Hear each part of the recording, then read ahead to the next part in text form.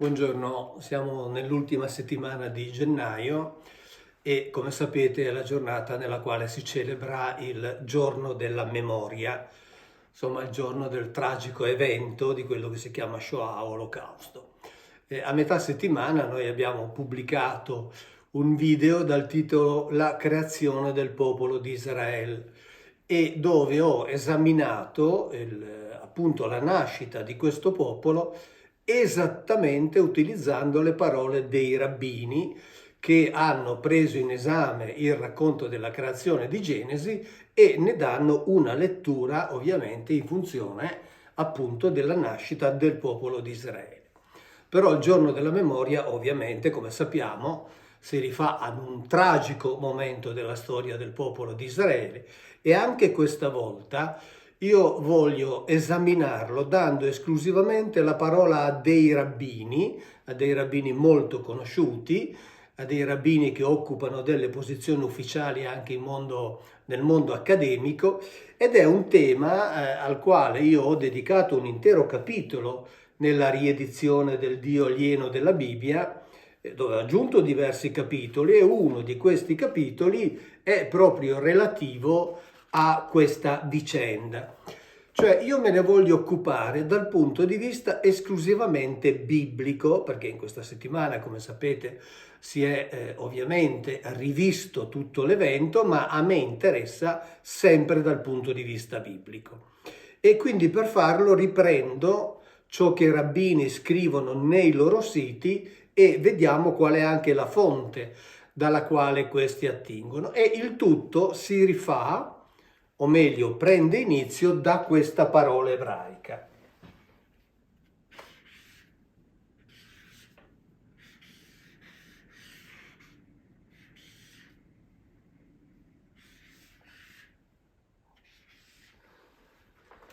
Tshvu, mettiamo pure anche i suoni vocalici, così come è stata scritta, e si legge Tashuvu. Ho lasciato volutamente un po' di spazio tra queste due lettere, poi capiremo perché. Il rabbino Zev Brenner, che è direttore di un importante network radiofonico e televisivo americano, in relazione proprio a questo termine, a questo passaggio, a questa parola che si trova esattamente nel libro del Levitico al capitolo 25, versetto 10, dove, vi leggo la traduzione tradizionale, sarà per voi un giubileo, ognuno di voi tornerà nei suoi possessi, ognuno di voi tornerà nella sua famiglia. Il verbo è al plurale, qui c'è il termine ish e uomo, a famiglia sua ritornerete, perché chiaramente questo verbo è usato qui al plurale anche se il soggetto è al singolare, ma come abbiamo già visto per il termine Elohim c'è una interscambiabilità a seconda che il termine di origine, in questo caso uomo, sia inteso soprattutto nella pluralità degli individui che torneranno, quando invece il gruppo degli Elohim è visto agire come gruppo singolo, viene usato anche con il verbo al singolare. Quindi questo era il modus operandi degli autori biblici. Allora siamo a questo termine teshuv. Il rabbino Zev Brenner, poi trovate anche le indicazioni del sito, si rifà ad una fonte precedente che è Rabbi Blech, il quale lui dice, lo riporta, che in base al valore gematrico delle singole lettere, cioè al valore numerico, sapete che la gematria è una chiave di lettura che viene applicata molto alla lingua ebraica, non è esclusiva dalla lingua ebraica perché anche nel greco, nel sistema di conteggio ionico, le lettere dell'alfabeto greco avevano un valore numerico e quindi venivano utilizzate anche per fare i conteggi, ma sappiamo che è molto applicato alla lingua ebraica e tra l'altro ho intenzione di dedicare un video per fare vedere come si costruiscono tutta una serie di significati diciamo, giocando seriamente sui valori numerici. Allora, qui siamo a questo punto. La TAV, cioè la T, vale 400. La SHIN vale 300. La BET o VET vale 2, la VAV vale 6. Il totale, 400 più 300 più 2 più 6, fa 708. E che cosa dice? Adesso passiamo direttamente alla fonte citata dal rabbino Brenner, e la fonte è appunto il rabbino Benjamin Blech,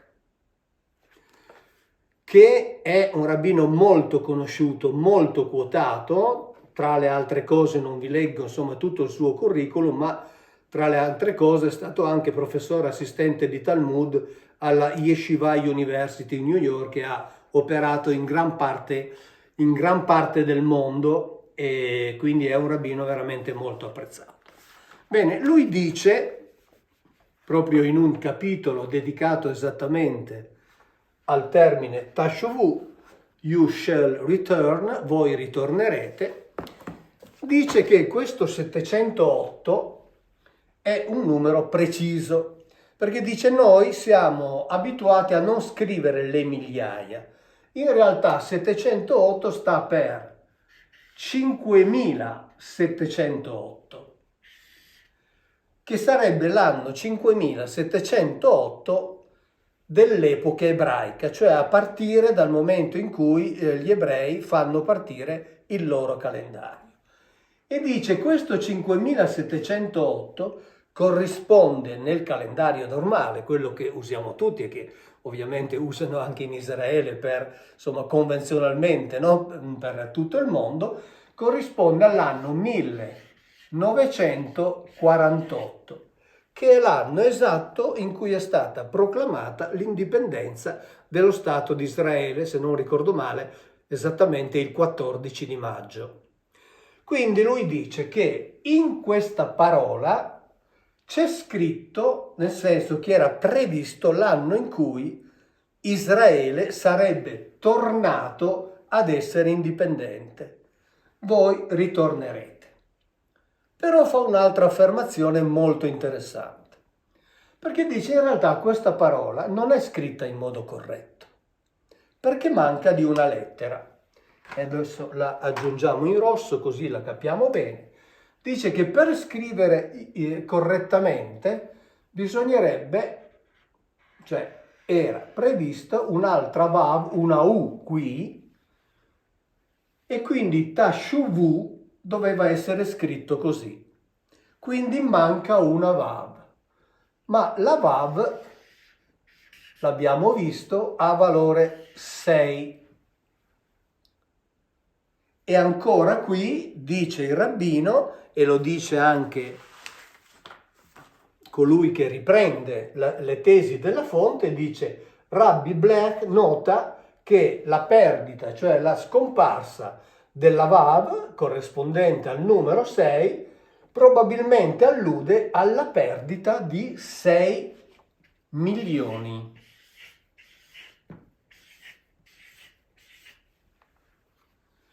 Ed è esattamente ciò che dice la fonte qui, cioè cosa scrive ufficialmente il rabbino Blech.